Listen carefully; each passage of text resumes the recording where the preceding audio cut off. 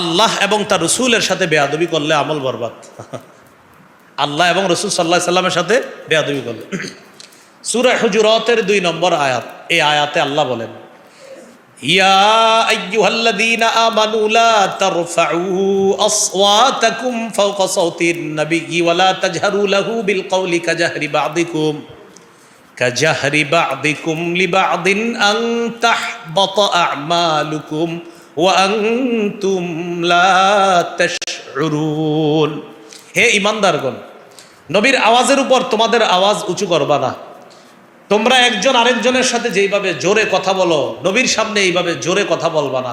এতে হতে পারে তোমরা জানবাও না, তোমাদের আমল বরবাদ হয়ে যাবে, নষ্ট হয়ে যাবে। এই আয়াত নাজিলের প্রেক্ষাপট বড় আজীব প্রেক্ষাপট।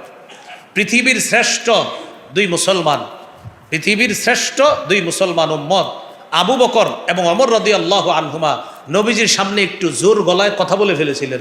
আল্লাহ আয়াত নাজিল করছে, নবীর সামনে জোর গলায় কথা বলবা না। ওমর ফারুক রাদিয়াল্লাহু তাআলা আনহু আয়াত নাজিল হওয়ার পর উনি জোরে কথাই বলতেন না, মানে একদম চুপ হয়ে গেছে, কথাই বলতে চাইতেন না, যে সর্বনাশ, না জানি কি হয়ে যায়, আস্তে আস্তে কথা বলতেন। তো যাই হোক, এই আয়াত থেকে একটা শিক্ষা, যারা ওলামায়ে কেরাম আছে, যারা আল্লাহওয়ালা বুজুর্গ, তাদের সামনেও জোর গলায় কথা না বলা, এটা ভদ্রতা, এটা শিষ্টাচার। বুজুর্গ ব্যক্তিদের সামনে, মা বাবা উস্তাদ, তাদের সামনে উঁচু আওয়াজে কথা না বলা, এটা শিষ্টাচার, এটা ভদ্রতা। আল্লাহ আমাদেরকে কথাগুলো বোঝার তৌফিক দান করেন।